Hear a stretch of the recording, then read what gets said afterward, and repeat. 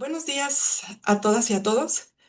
Es un gusto para mí darles la bienvenida el segundo día de actividades del Congreso Internacional en Educación Inclusiva. El día de hoy tengo el gusto de presentar al doctor Mel Ainscow.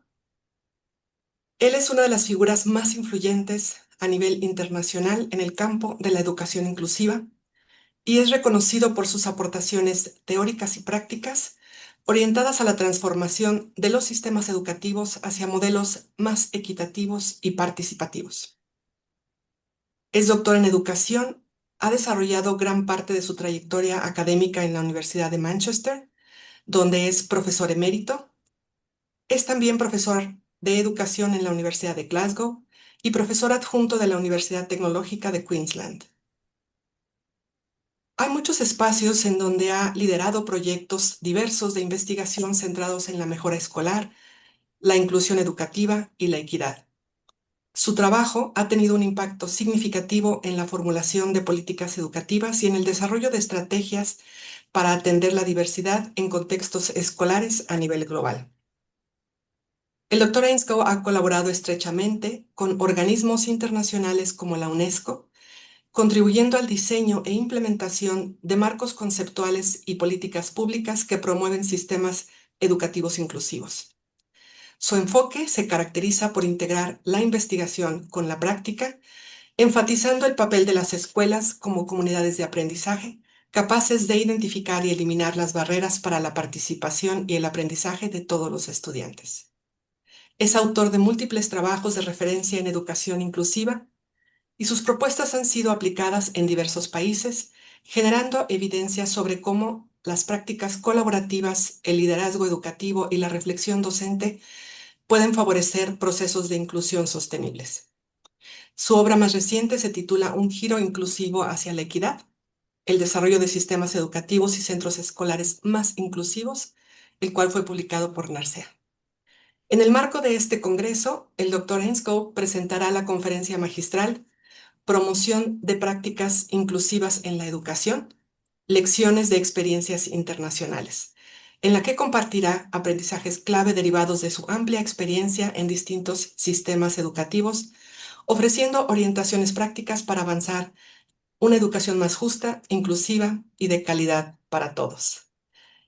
Sin más, es un gusto presentar al doctor Mel Ainscow. Well, I'm very pleased to speak to you today, and I'm going to tell you some experiences from different parts of the world, and I hope that these will make you think about your own work. I'm not coming with some simple answers, rather that I'm giving you some ideas to think about. Change, please.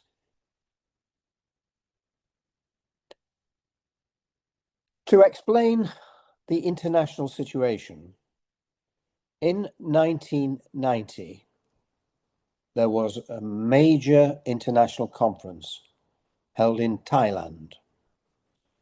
The conference was organized by the United Nations, and it was called Education for All. And I like that phrase, education for all. That's what we're here to talk about. How do we provide education for every child, every young people? The reason they had that conference in 1990 was because there was a crisis. Around the world at that time, there were millions of children who had no education. They never went to school. They never met a teacher. This photograph was taken in India, in a city. These children and their families live in very poor conditions. They live in what I think you would call a favela, a simple shanty town on the edge of a city. And they were part of the millions of children who had no education because there was no school, no teachers. What happened was a group of parents, or to be clearer, a group of mothers, formed a committee. And they collected some money and they collected some materials and they built a classroom. What you can see in the picture is the classroom that they built. It's very simple. It's not like a classroom in your country or in my country, but this was the classroom they built. Standing in front of the classroom are all the children going to school for the first time. Some of them look happy. Some of them look as if they're not sure. Some of them look quite scared. And this is the same anywhere in the world. When children go to school for the first time, it's a very strange experience. Standing in the shadows are two women. One of the women is the chair of the committee that built the classroom. The other woman is a teacher. What happened was, once there was a classroom, the local government provided a teacher. Now, I tell you that story for two reasons. First of all, to remind you in your country and me in my country that we're quite lucky. We have very good resources. We have buildings, we have materials, and of course, we have teachers and support workers to help us. So the important thing is to make good use of those people. The second reason to tell you this story is to really give you my most important message here today.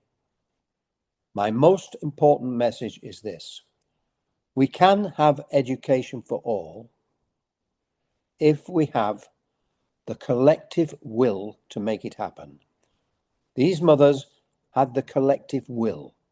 They wanted it to happen. They made it happen. Now, that's my most important message. Whether it's in Mexico or here in the United Kingdom, it's about people working together to make their education system more effective for all children. Now, the crisis continues. Around the world today, approximately 270 million children never go to school. 270 million children never go to school because there are no schools where they live. But there are millions more children who go to school and then they drop out because they don't like school or because they're not learning very well. So this challenge of education for all is there for us in all countries, in the very richest countries through to the very poorest countries, in the poorest countries of the world. So this is our agenda. Next slide.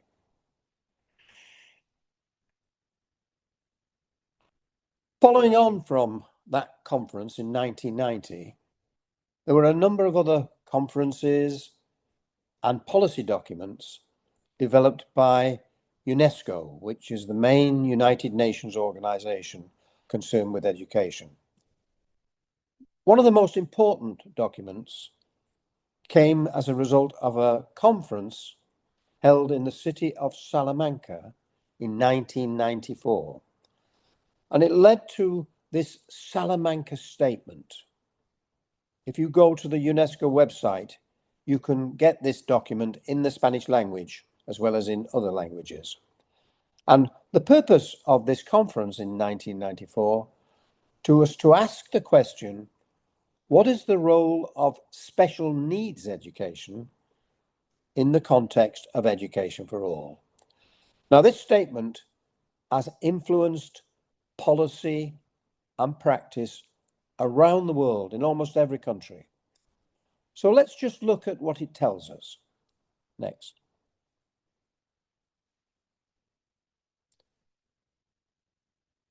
First of all, it says that what we need are schools, local schools, with an inclusive orientation. And it says that such schools will combat discrimination, develop an inclusive society, and achieve education for all. Now, this is a very important statement. What it's saying is that those of you who are teachers, you have the most important job in our society. I say that sometimes to teachers here in the United Kingdom, and they smile. And I know what they're thinking. They're thinking, the most important job? Have you looked at how much money I earn each month? But to me, it is the most important job. What could be more important than preparing the next generation of citizens to live together, to support one another, to value one another? So this is about learning in schools, learning language, mathematics, science, and so on. But it's also about preparing citizens to value each other. The statement goes on and says, these schools with an inclusive orientation are likely to improve the effectiveness of the whole education system. Now, I believe in that. I have seen schools in many different parts of the world, which suggests to me that when schools become more inclusive, when they learn how to support children who need more support, the changes that they will develop will improve the school for all children. So this agenda today of inclusive education is the central agenda of how to provide effective education. So what I'm arguing is inclusion is the pathway to excellence. So this is the Salamanca Statement, which you might like to look at on the UNESCO website. Next slide.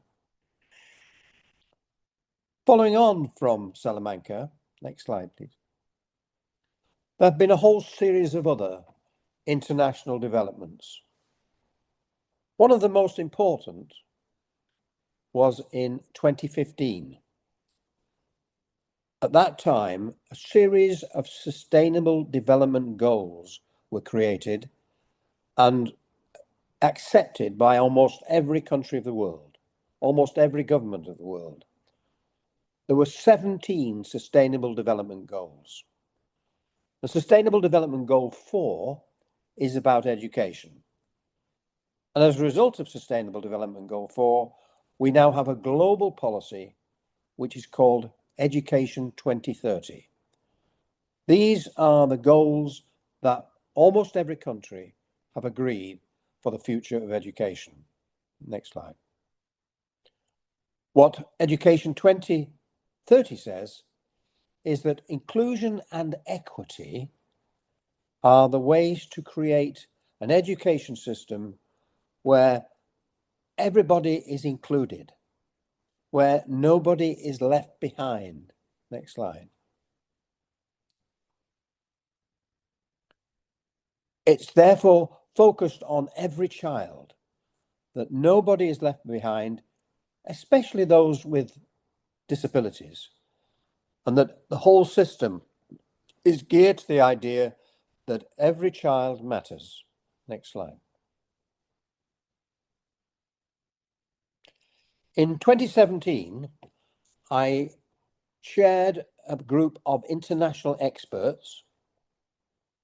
One of them was an expert from Mexico, and we designed a guide for ensuring inclusion and equity in education.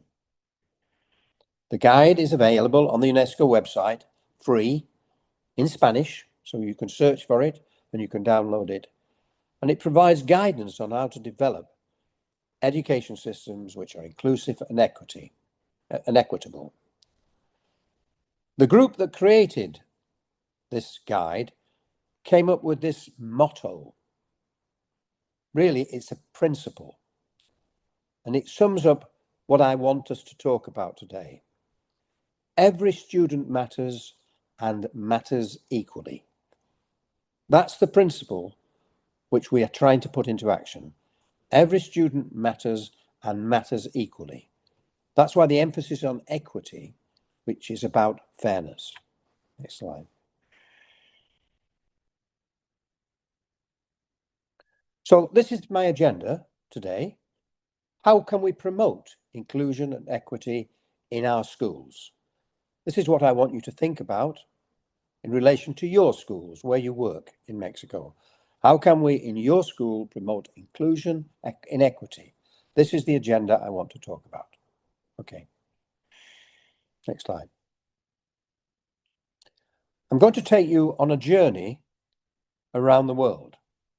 And we're going to visit schools and classrooms, places that I've visited myself. And I'm going to tell you some stories to make you think about your own work. So we're going to fly a lot of miles.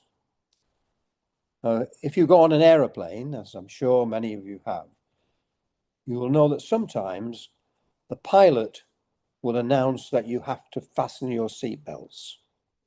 The pilot will say, fasten your seatbelts because we are going to go through some turbulence. Now, as we visit these schools in different parts of the world now, there may be some turbulence. Some of the things I say may disturb you, may challenge you. I hope they will make you think. So this is what we're doing. We're going to different places to make you think. And as we go to different places, what I want to do is to show how we can learn from differences. Differences, of course, can be a problem or a challenge, but I also think differences provide opportunities for learning. Okay, so the first place we're going to is China.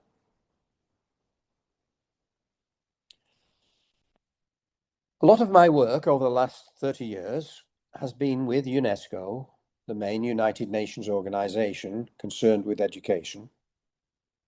And as part of that work with UNESCO, we have tried to support the development of inclusive schools in different parts of the world. Some years ago, we were cooperating with a research institute in Beijing, the capital city of China. And I visited Beijing to meet the people in the research institute and to learn about their work, but also to provide some kind of advice. When I arrived, I was met by the colleagues, and they were very welcoming. The Chinese are very welcoming. If you get a chance to go, you'll feel very welcome when you go to China. The people who welcomed me explained that I was going to be introduced as a foreign expert. And it was explained that when we go to schools and talk to people, I will be introduced as a foreign expert. I was given a guide in English, a guide for foreign experts. I found this quite worrying, the idea that people would expect me to be an expert. That would suggest I know the answers to these complicated questions that people in schools always want to ask. Anyway, it was arranged that I would visit some schools. And almost immediately, I experienced a shock. As I went into the schools at that time, typically there were 70 children in each class. 70 children in each class. And so I'm sitting, observing the lessons, listening with the help of an interpreter, and I'm thinking, how can I advise these teachers? They're going to be told I'm a foreign expert. They will expect that I've got some ideas that they can use. But 70 children. Sometimes in England, we have 30, and we think that's too many children. But the idea of 70, how can I advise them about what to do? I watched the lessons and listened, and I realized that many of the Chinese teachers were very clever at managing these large classes. They were very skillful at dealing with these large numbers of children. One of the things I noticed was that the Chinese teachers asked lots of questions. And usually what happened was the children would answer the questions all together, like a choir, all answering together. But then every so often, the teacher would ask children to put up their hands to answer the question. Next picture.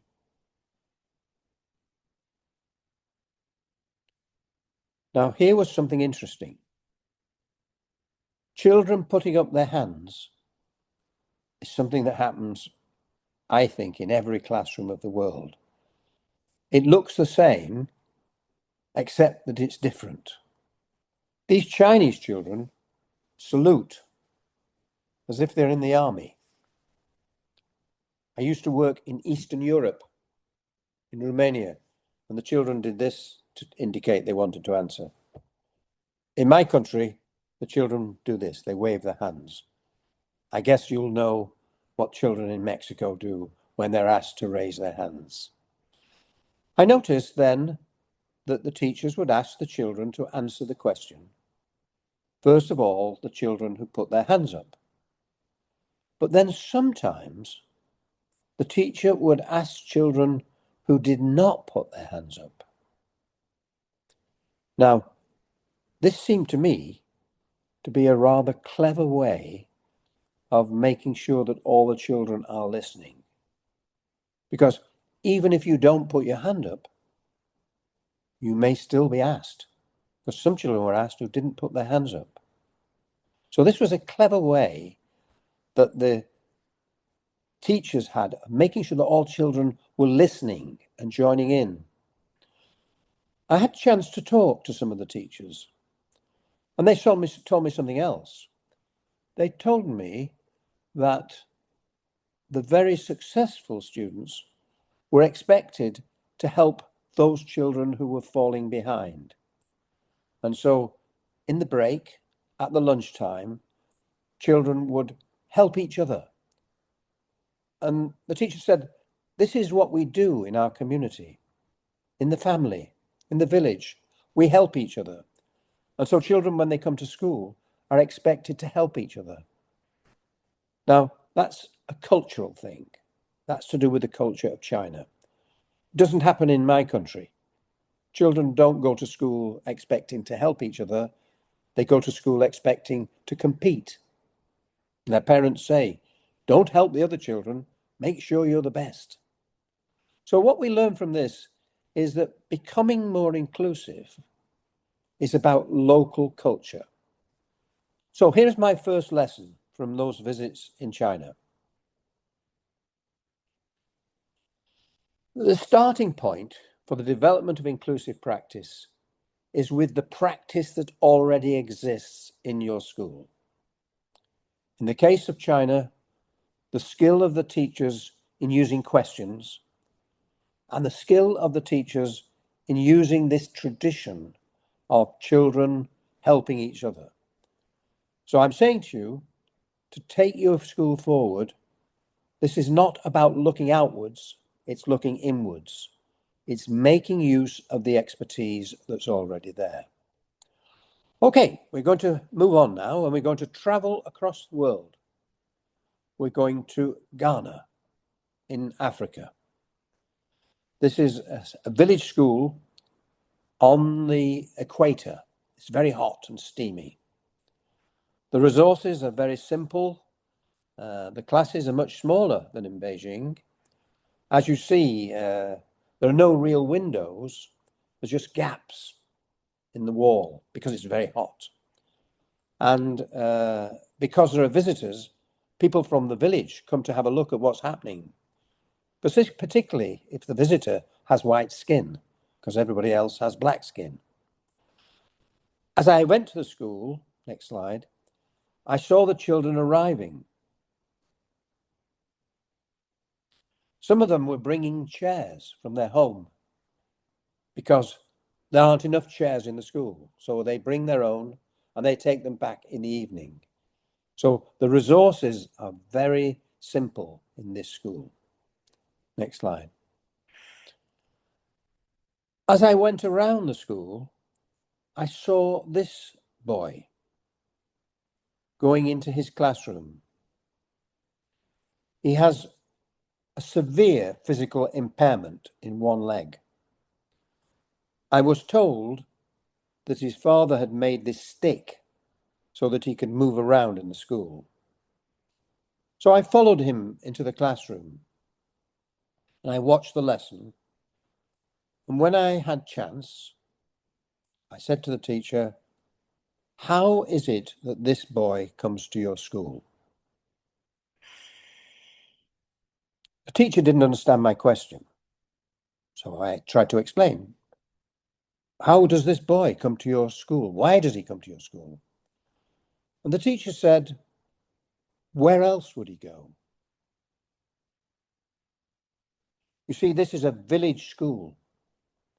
It's the only school in the village. All the children go to the village school. All the teachers live in the village. Where else would he go? There's nowhere else to go. I was asking the question that might be asked in my country, because this boy might be in a special class or even in a special school. But in a place like this, in Ghana, he goes where all the other children go. The teacher explained that sometimes he has to have extra help, but the children help him. He explained, for example, when we do physical education and games, he needs some help, but the other children help him. And I'll come back to that idea of other children helping. But what I take from this experience in Africa is about how we see differences. Next slide. How we see differences. Do we see differences as a problem, which of course they can be, or do we see differences as an opportunity, as a stimulation? You see, in the city where I live, Manchester, and you must come to Manchester, it's a wonderful city, very famous for football, of course. In the city, and it's a big city, in our schools, 150 languages are spoken amongst the children. 150 languages. 60% of the children speak 2 languages, one at home and one in the classroom. We used to think this was an enormous problem, and it can be a problem. But what we've learned is it can also be a stimulation, an encouragement to experiment. And as the system in Manchester has matured, what it's done is it led to big improvements in the system. And so in my country now, Manchester is famous because of the success of its school system. Okay, we're now going back to Europe.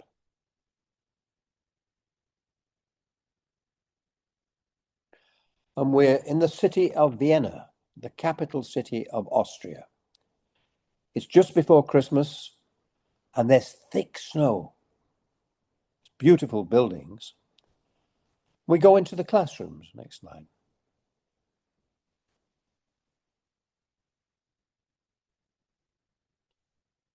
Compare the situation with Ghana. Look at the facilities. Look at the furniture. Look at the beautiful materials that the children have to use. Every child in every school in the world should have classrooms like this. There are 17 children in the class. 17 children. The teacher introduces the lesson, and she explains that the lesson is going to be about the new year. And they're going to make calendars so they can take the calendars home. And after they've talked about that, the children start work on their calendars. Sitting at the back of the classroom, there is one student who sits on his own. Sitting with him is another adult. So in fact, in this classroom, we've got 2 teachers, the main teacher and a support teacher. The support teacher works with the student who's sitting with him at the back of the classroom. What a great idea. 2 adults in a classroom. But what possibilities that creates. But as I watch the lesson, I see that this is going wrong. The boy on his own at the back of the classroom is taught by the support teacher who stands between him and the rest of the class. And she helps him to do the task that she sets. but the opportunities that are lost here. Instead of helping this boy to participate, the sport teacher becomes a barrier, an obstacle to the boy's participation. So this is why I say to us, we have to look at what we do and to make sure that our good ideas are really good ideas. Is this inclusion? Or is this a new kind of segregation within the regular classroom? Next slide. So my third lesson is that we have to focus on the barriers that are limiting the participation and learning of some of our students. Now, barriers can take all kinds of forms, but they're crucial to understanding how to develop more inclusive practice. Barriers can be physical barriers, difficulties in getting around. The curriculum can be a barrier if it's not designed with all children in mind. Our forms of assessment can be a barrier if we don't celebrate the progress of all children, some of whom may be making slow progress. Our teaching methods can be a barrier if we don't know how to organize the classroom so that all children can participate. And of course, some of the barriers are in our minds. What do we think is possible? Is it possible that every child can be there in the classroom participating and learning? But be clear, and this is very important, I am not talking about barriers within children or barriers within families. I understand that there can be difficulties, but mostly those are barriers we can do nothing about. The barriers I'm talking about are contextual barriers.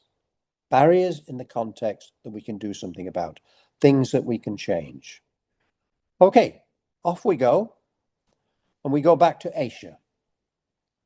This is a classroom in the city of Vientiane, which is the capital city of the Socialist Republic of Laos. Laos is a small country trapped between Thailand, Vietnam, and Cambodia.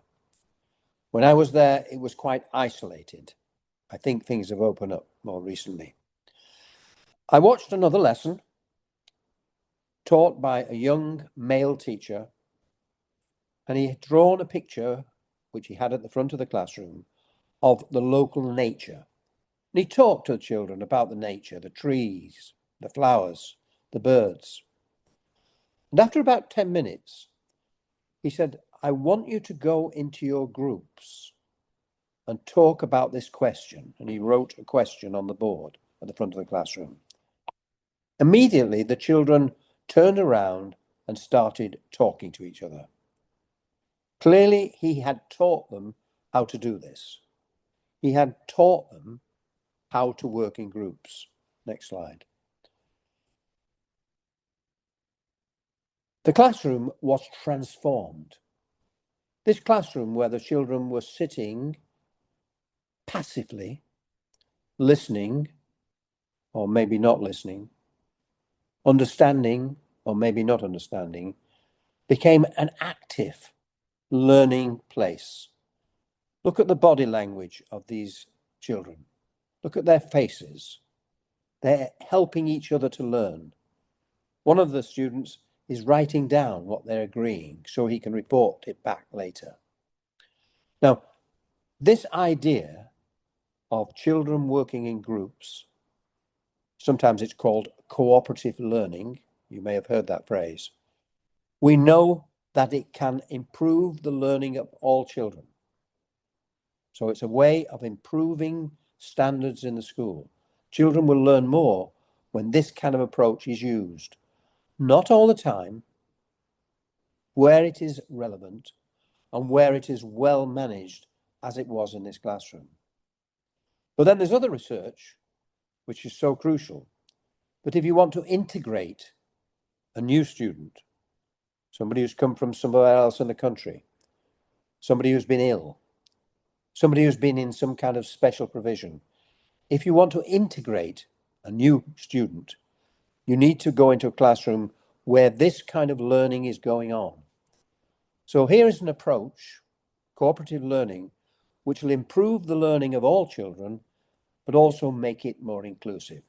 But of course, it has to be well managed.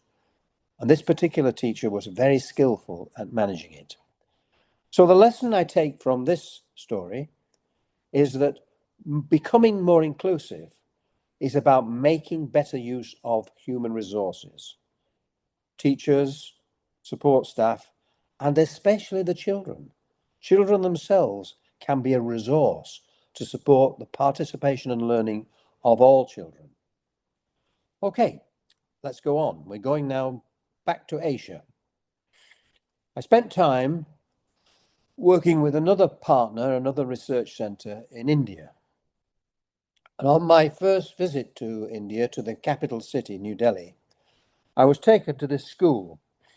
It's a government school serving a very poor part of the city. And I was taken there and I spent the day watching lessons. And I was amazed at what I saw. I saw the most skillful use of various kinds of active learning. In this classroom, for example, the teachers worked in groups. I notice group work has come back to us. In the groups, children were asked to solve a problem that might occur in a family. And it was a role play. So somebody in the group was a mother, some was the father, someone was the grandfather, and so on. It was very noisy, but it was very inclusive. All the children were very active. After a while, the teacher asked the children to stop talking and sit down. Next slide. And she got the children to take turns in telling the rest of the class what they had been learning. Now, these teachers, in a quite isolated part of the world, were using skillful techniques that we know from research work. The use of group work, the use of role play. And here now, the children have become teachers. They're teaching each other. Psychologists would talk about this as being overlearning. When you've recently learned something and have to teach it, then you overlearn it. You learn it more deeply. At the end of the day, I met with the teachers and I said to them how impressed I was and how pleased. And I said, asked them to explain, how did all this creative teaching occur? And they explained that about a year before, a new school director had been appointed. They called her Madam, very respectfully. They called her Madam. And they said Madam had come a year ago and had introduced a whole series of new policies. And one of the policies was that once a month, on a Saturday morning, the teachers would go back to school for what they called workshops. Now, I'm not recommending that you go back to school on Saturday morning. That's not the point. What I'm pointing out is that in this school, the learning was focused not just on the children, but also on the adults. And I was fortunate that I was able to spend a Saturday morning at one of these workshops. Next slide, please. At the workshop, the teachers talked about how to improve their practice, how to make it more inclusive. The workshop was led by Madam, the school director, and that was very important. The fact she was leading this. She also had somebody helping her from a local research institute. Around the school, next slide, around the school were all these beautiful posters that had been produced at the workshops. They were there for the teachers to see, they were there for the children to see, and they were there for the parents to see when they visited the school. The woman in the red sari is Madam, the school director. The other woman is the person from the research institute. The teachers said it was these workshops that had stimulated them to think about and improve their practice. But look at the role of the school director in all of this. She is providing active leadership. She's making things happen. But the teacher said it's not just the workshops. They said, we've learned something else. If you want to change your practice, you need help, you need support. And they said, so one of the things we do is we make up pairs. We join a partnership with another teacher and we plan lessons together. And occasionally, two of us would be in the same classroom while one of the teacher was trying out a new lesson plan. Now, again, there's lots of research about that. If you want to improve practice in a school, teachers have to see one another teaching, have to talk about practice, have to learn with one another. But it won't happen by chance. It's got to be planned and organized. So I said to them, well, how do you do that? How do you find time? And they said, well, one thing is that sometimes Madam, the school director, will come and teach one of the lessons so that the teacher can be released to go with her partner. This is real leadership in action. Not just talking, but actually helping to make it happen. But they said, that's not the answer because Madam can't do that all the time because she has her own job to do. So we found other ways of solving the problem. And one of the things we do is sometimes we put two classes together so that two of us can be there. And I said, I don't understand why you do that, how you do that. You've got classes of 45 children in crowded classrooms. How can you have two classes together? And they said, well, what we do is sometimes we put the two classes together and we go outside. Next picture. And again, I was lucky to see this. Two classes, 90 children, two teachers doing group work, with the two teachers supporting each other, planning together and learning from each other. So important lessons come from this experience in India. Next slide. If we are to develop inclusive schools and inclusive practices, we have to invest in the teachers themselves. We have to help teachers to learn, to develop a language of practice so they can talk about practice and share ideas, but also develop a culture in the school where people are encouraged to experiment and try things out. It's a school where it's not just about the children's learning, it's about the adults learning. Okay, the last stop on our journey around the world brings us back to the United Kingdom. In my country, I work with networks of schools, and I'm very keen on the idea of schools forming networks. And in the networks, what we do is we ask in each school for there be a small team of teachers who do action research in their own school. And then they visit each of the schools to observe lessons, to learn from each other. Next slide. And to talk to the children and to understand the lessons from the point of view of the children themselves. Next slide. We call this approach peer inquiry, where the teachers are doing action research in their own schools, but they're also supporting each other to learn from what's going on in the classrooms of their partnership schools. So in a sense, this is my final lesson. Thank you. Schools have to learn from each other. If we're to develop the capacity of an education system to become more inclusive, it's about development in the school, but it's about development between schools, where schools learn from each other. So, in summary, I have 6 lessons for you to think about.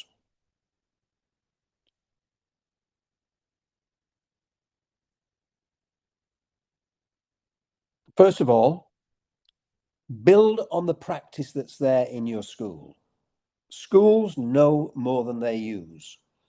So you have to find ways of moving knowledge around in the school. Secondly, see differences as being a positive thing, a stimulus to experiment and innovate. Thirdly, identify contextual barriers, things that we can change to improve the participation and learning of all of the children. Fourthly, use the resources that are there, especially the resources of the children. The voice of the children should be part of this improvement agenda. Fifthly, develop within the school professional learning that creates a language of practice so that people can talk to each other, and a culture which encourages experimentation, trying different things out to reach the children we're not reaching. And then finally, this can also involve schools working with schools in networks, in partnerships. Those are the ideas that inform my work as I move forward. Thank you. I just have a brief visit to another country, Portugal. Portugal, a quite small country, is probably the most inclusive education system in the world. All the children in Portugal go to the local schools.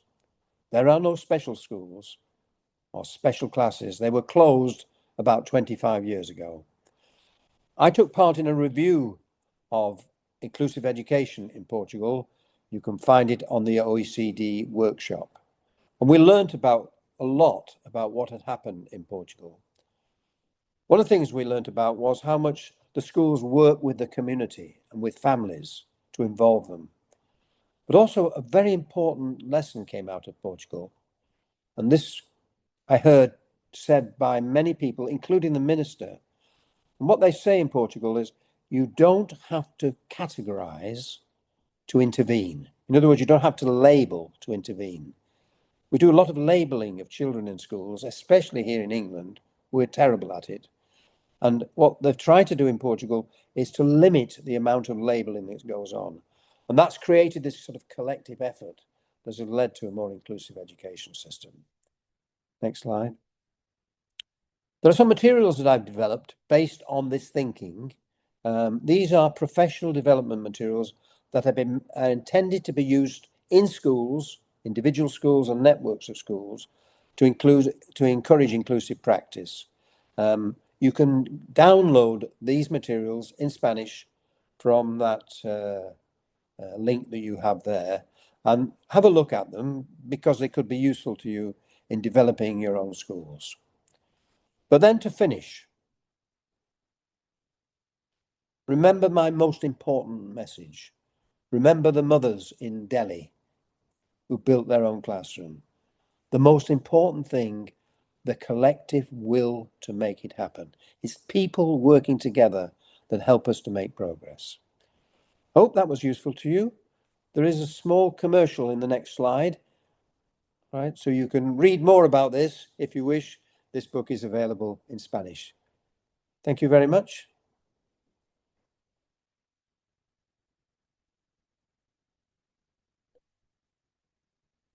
I can't hear you, Christine. I can't hear you. Mm-hmm.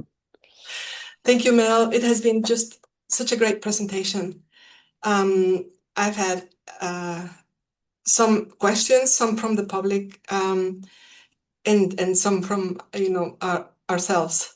In many countries, as you mentioned, there are laws and policies about inclusion, and we have seen the effects of inclusion, of course, in many reports and in reality in schools where it happens. However, this has not absolutely permeated to 100% of the schools. No. And I have seen your reviews also about what has happened after Salamanca, 10 years, 20 years, and so.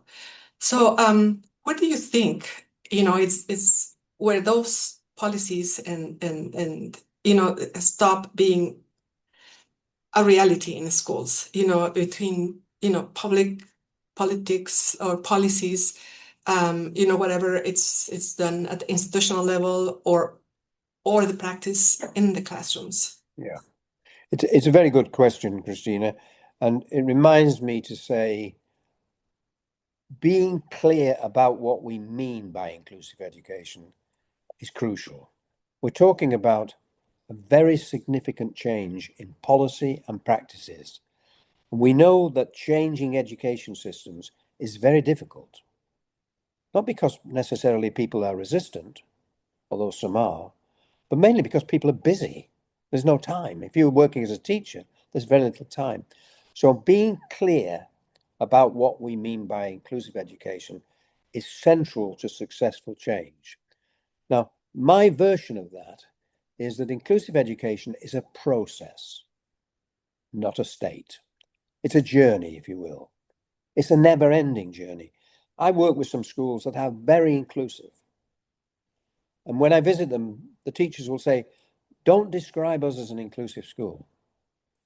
We are committed to the idea of becoming inclusive, but there are always new children who come along that mean we have to think again. So for me, inclusion and education is a journey, a process, a never-ending journey. The implication of that, of course, is there will never be an inclusive school. It's a dream, but it's impossible because there will always be new children that come along. Now, unfortunately, some of the definitions of inclusion divert our attention. It focuses on particular groups of children, the integration of those children, and I don't want to overlook them. But I'm describing this as a fundamental agenda of reform within schools. And clearly, where you have a national policy that is informed by this, it makes it easier. Now, over the last few years, I have had some links with Mexican schools through the various workshops and things we've done online. And I've seen and heard of some very good practices in Mexico. So there's plenty to build on, I think. And I'm sure amongst this almost 1,000 people who are listening to this discussion, there are some great practices in the schools. So what we need to do is to find that practice, and I'll use the same phrase, move that knowledge around. It's a process, a journey. Thank you, Mel. I have received questions about what do you consider is the greatest challenge in these processes? Because yes, we understand the inclusion as an ongoing process, but what do you think is the greatest challenge? I could go on all night about that, and I mustn't. Of course. I think the greatest challenge is to convince people that this is the way to go. See, I'm arguing that inclusion and equity is the pathway to excellence. Now, lots of people will disagree with that. Lots of people say, if we're going to include children who require a lot of extra help and support, that won't create excellence. It will actually create a barrier to progress. So somehow we have to convince people, and I mean, that's why having good examples, and you say to people, go and look at what they're doing there. When you have good examples, that I think begins to persuade people, but that's the biggest challenge really. And of course, if you go onto YouTube, there's lots of good video examples that you can have a look at in Mexico, but in other parts of the world. But for me, that's it, convincing everybody, including, of course, convincing politicians. You know, I mean, you take Portugal. Now, Portugal over the last 25 years has made progress, and they've had different governments, different politics, and there are ups and there are downs. But overall, the policy has gone in the same direction. Now, in some countries, of course, policies change radically every time there's a new government, and that becomes another barrier to progress. So persuading people, and I guess persuading politicians in particular. Thank you so much. I don't know if there is time for one more question. Yeah. I know that inclusion has been making great progress around the world, especially in basic education, elementary, basic education, and so on. I have seen the universities a little bit behind on that. I'm sorry to say it that way. What would you recommend for universities in particular? Well, and I mean, I work in universities, obviously, but it's not something I've spent a lot of time working on, although I obviously think about it. But in a sense, the principles are the same, aren't they? If you want a more inclusive university, you need to invest in the professional learning of the staff. You have to listen to the students. I don't think I've emphasized enough that today in this talk, that the voice of the students, whether that means 5-year-olds or 25-year-olds, has to be heard in all of this. Now, clearly in universities, we have very articulate students who can contribute to the development of practice, but it's got to be made a priority. It's got to be made something, as you know, the leaders of universities have got to say, we are committed to this. to making our universities more welcoming, more supportive. That might be the biggest challenge in the system, I suspect. Yes, absolutely. Thank you very much. It has been an honor to be here and presenting you and introducing you and staying with you through your talk.